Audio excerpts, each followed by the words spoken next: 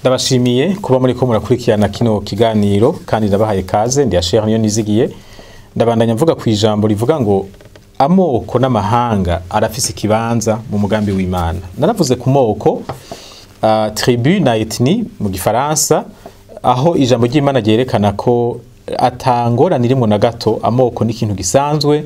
Bibiliya irayavuga ko mbere na Aburahamu Imana yaramubwiye ko izomuhinduramwo ubwoko bukomeye. Kandi twarabonye ko n'igihe Yohana yerekwa abacunguye bari mu ijuru yabonye bava mu moko yose. Nibisanzwe rero kwa moko abaho. Ndasaba Imana ngo uwo bigora kwihanganira iryo jambo imushoboze kugira ngo ivyo bintu bibimutera Imana ibimukize. Ngira mve ku moko nje ku mahanga. Amajambo twabonye twasomye mu itanguriro igice 12 umurongo wa 1 gushika kwa 3 turayasubiramwo kuko uretse ko avuga kuri ku moko aranavuga ku ma peuple aranavuga ku ma nation amahanga. Ibi bintu vy'imigwi minini usanga abantu barimwo burya Bibiliya irabivuga kuko birafise ukuntu bihwanye n'icimana iri kwirakora muri inosi. Dusubiyemo y'amajambo rero itanguriro igice ca 12 kuva ku murongo wa 1 gushika ku wa 3 havuga ngo Uhoraho abarira Aburamu ati va mu gihugu canyu no mu bwoko bwanyu ahatwara hahejeje no mu nzu ya so uje mu gihugu nzokwereka nanje nzoguhindura ubwoko bukomeye nzoguha umugisha izina ryawe ndarigire rurangiranwa n'abandi bazogira umugisha ku bwawe abazoguhezagira nzobahezagira kandi uzokuvuma nzomuvuma kandi muri wewe niho imiryango yose yo mwisi izoherwa umugisha. Iki gihe Imana yahamagara Aburahamu yaramubariye ibintu bitandukanye. Nashaka tumere nk'abisubiramwo tumere nk'abaja mu idonido buhoro buhoro. Icambere yamusavye kuva mu nzu no mu muryango wiwe muri famille. Aha harimo uburyo kwitandukanya mu buryo bugaragara ikirere kuko hari ingorane y'ivyizegwa vy'igipagani gusenga ibigirwamana vyari muri bari abantu muri kariya karere. Imana yashaka guhagurutsa ihanga rishasha ku isi, ihanga ryubakiye kukubaha Imana.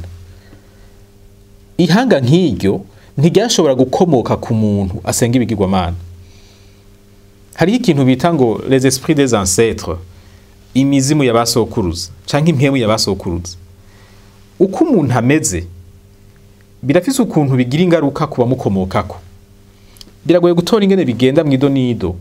Ariko Imana ntishobora gufata umuntu asenga ibigirwamana itabanje kumuhindura ngo aheze avemwo ihanga ry'abantu badasenga ibigirwamana. Nico gituma yamubariye ngo banzu bavemwo uze ndakujana ahantu nzokwereka.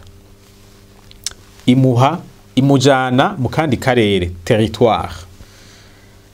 Aha Aburahamu yahabaye ari wenyene n'umugore wiwe n'abakozi yarinze apfa vy'ukuri ataragwira ku buryo yokenera territoire yokenera igihugu gishasha.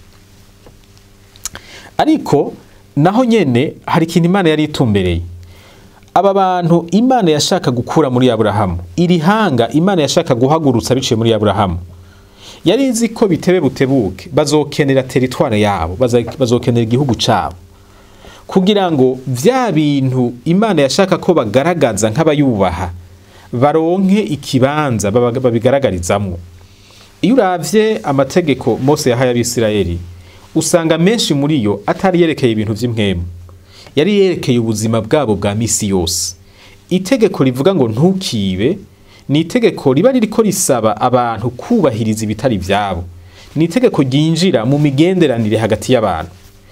Itegeko rivuga ngo ntukagirize umuntu ibinyoma ni itegeko ryinjira mu butungane. Ririko riravuga babantu twita amasura. Rivuga riti ni waba isura uze wirinde ntuzubeshe uzuvuga ukuri. Murumva ko amategeko Mose yahaye Abisirayeli yari amategeko abafasha kubaka igihugu.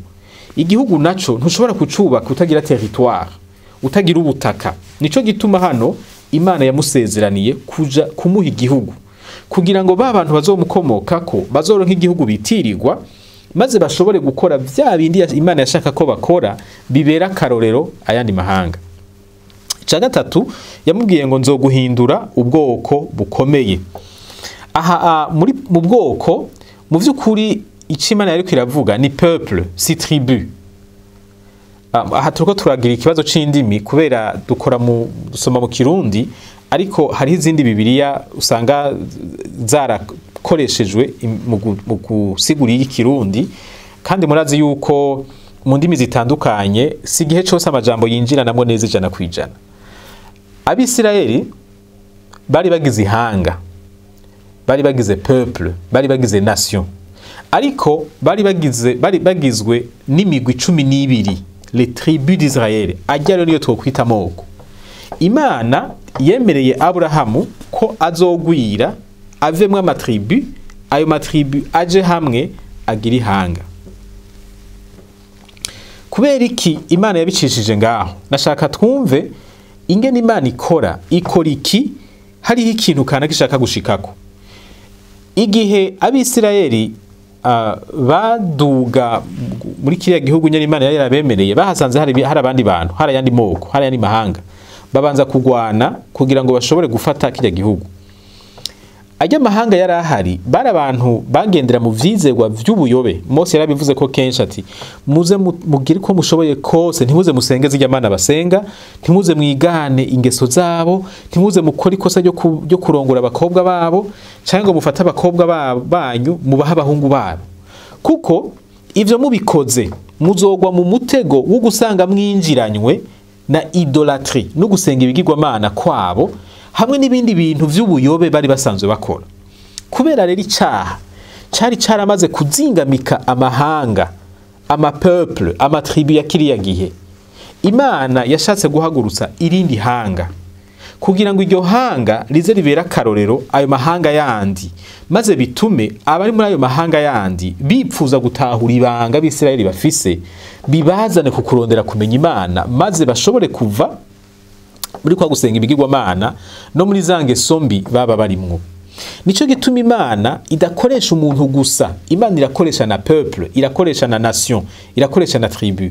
Imana yahagurukije Aburahamu, ariko kure yabonamwo ihanga izokoresha hagati y'amahanga yiganzewe n'umwijima mu vyizerwa vyayo. Usomye hano imbere gato mu gice ca 15, Imana iriko iravugana na Aburahamu, yaravuze irindi jambo ritwereka vy'ukuri ico yari kwirakora mu guhamagara Aburahamu, ko cari gihwanye n'umugambi muremure yari ifise kuri kajya karere, mbere no kwisi yose, nkuko twabibonye mu ijambo twasomye. Itanguriro 15 kuva kuri 12 gushika kuri 16 havuga ngo ku kirengazuba itiro rihwikira Aburahamu, aca sinzira ubutikoma, maze ubwoba butewe n'umuzimagiza w'umuzitanya buramufata. Uhoraho abarira Aburahamu ati umenye neza yuko uruvyaro rwawe ruzobinyambukira mu gihugu kitari cabo, kandi bazokorera bene co, nabo bazobagirira nabi imyaka 400. Maze iryo hanga bazokorera nzoritsindisha, ariko amaherezo bazorivamwo bakuyeyo ubutunzi bwinshi. Ariko weho uzopfa wisaziye neza, uzohambwa mu mahoro nka basogokuruza bawe, kandi urunganwe rwawe rugira 4 ruzogaruka ino mu gihe nzoba nahejeje guhana Abamori, kuko ubu Abamori batararangiza kugabitanya. Aho Imana yariko irasigurira ibizoba ku bazomukomokako. Hazogera igihe baje kuba baja muri Egiputa, bamare imyaka 400. Ico gihe nicashika, iyo myaka igahera, niho rero nzobazana muri iki gihugu. Igituma ntariko ndabikora uyu munsi ngo gice kibi cawe ubunyene ucegukire, nuko abakirimwo uyu munsi Abamori ntibararangiza gukora ivyaha ngo bishike ku rugezo ntashobora kwihanganira. Murumva ko hariho deja un peuple muri kijya kibanza nyene yari yamaze gufata umurindi wo gukora ibintu by'ubugesera mu maso y'Imana, ivyaha vy'agacamutwe.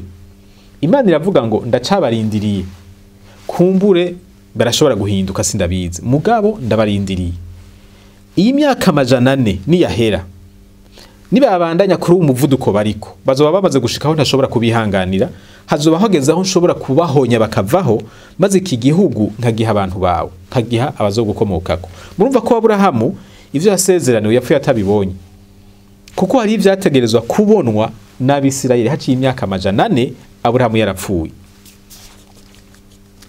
Imana ifise umugambi muremure, umugambi wayo ntugarukira ku muntu umwe, irakoresha umuntu, ariko iba yipfuza yuko ivyo bintu akoze bishika ku bantu benshi, bikabagirira ikimazi ari benshi.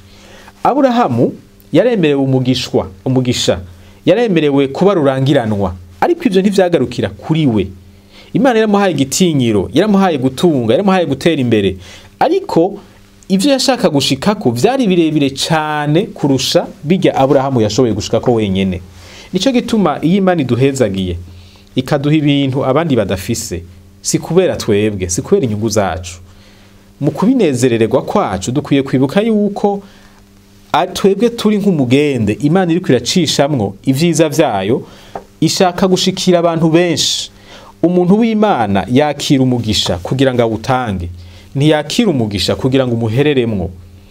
Turahezagirwa kugira ngo ducike umugende ujana umuhezagiro ku bandi. Imana yamubwiye ngo nzoha umugisha imiryango yose yo mw'isi biciye kuri wewe, ariko mu vy'ukuri vyaciye ku Bisirayeli. Mbere Imana yarabivuze mu gice ca 22 igihe Aburahamu yasabwa gutanga umwana wiwe w'ikimazi, agaheza akabikora, umwana wiwe Isaka ngo amutange nk'ikimazi, nk'intama bojana ku gicaniro bakayica umutwe, bakayikerera, bagaheza bakayiturira, maze akamote kakaduga hejuru n'umwotsi n'ibiki. Murabizi ivyo bimaze ngene vyagenda. Imana ihejeje kubimusaba, Aburahamu akabikora, haciye haza umumarayika aca aravuga amajambo ngo umumarayika w'Uhoraho, ni Itanguriro 22 ku murongo wa 15 gushika kuri 18. Umumarayika w'Uhoraho ari mu ijuru arongera ahamagara Aburahamu ati ndirahiye ni ko Uhoraho avuze ngo kuko zivyo ntunyime umwana wawe kandi ari kinege, eka mbere no kuguha umugisha nzowuguha, kandi n'uruvyaro rwawe nzoruha kugwira rungane n'umusenyi n'inyenyeri zo kwijuru canke n'umusenyi wo mwisesero ry'ikiyaga, kandi ruzotsindira ibisagara vy'abansi babo, kandi mu ruvyaro rwawe niho amahanga yose yo mw'isi azohererwa umugisha kuko wanyumviye. Ndashaka muvye n'ingene Imana yahinduye hariya mu gice 12 handitse ngo imiryango yose yo mw'isi izohezagirwa biciye kuri wewe, ariko hano havuga ngo amahanga yose azohezagirwa biciye kuri wewe. Iri ni jambo rinini dukwiye kwiyumvira ko tukaririmbura. Muti kubera iki? Kuko Uburundi ni hanga. Imana ivuze ngo amahanga yose yo mw'isi, no kuvuga ko ni hanga ryitwa Burundi ririmwo. Mbega ihanga ni iki? Kumbure ngaho hariho ikibazo litandukanye gute n'ubwoko. Ico ntaco tuzokigarukako. Muga ndashaka twumve tukingaha. Imana ihamagaye Aburahamu mubo yashaka guhezagira n'abarundi barimwo. Yashaka ko umuhezagiro wayo uzoshikira amahanga yose. Uyu munsi Uburundi buzwi nk'ihanga. Igihe Aburahamu yahamagagwa Uburundi ntibwabaho, ariko mu vyiyumviro vy'Imana canke ntibwabaho nkuko tubuzi nk'igihugu kutukiza uyu munsi, ariko mu mugambi w'Imana, mu kubona kure kw'Imana, mu vyiyumviro vy'Imana, Imana yari izi ko hari umunsi Uburundi buzobaho, kandi ko nabwo buzoshikwamwo n'umugisha Imana yasezeranye kuzocisha muri Aburahamu. Uyu mugisha uvuga iki? Usigura iki?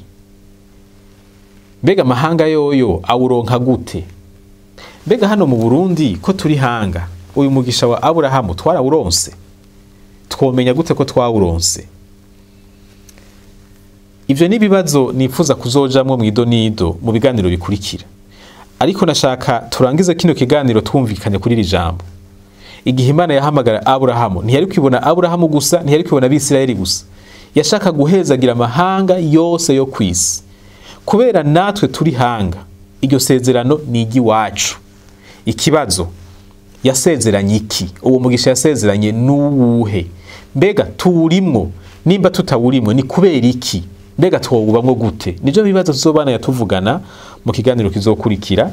Imana ibahezagire, Imana ibakomeze, ibandanye ibatahuza ivyayo kugira ngo namwe mubeho nk'uko ishaka ko mubaho. Amen.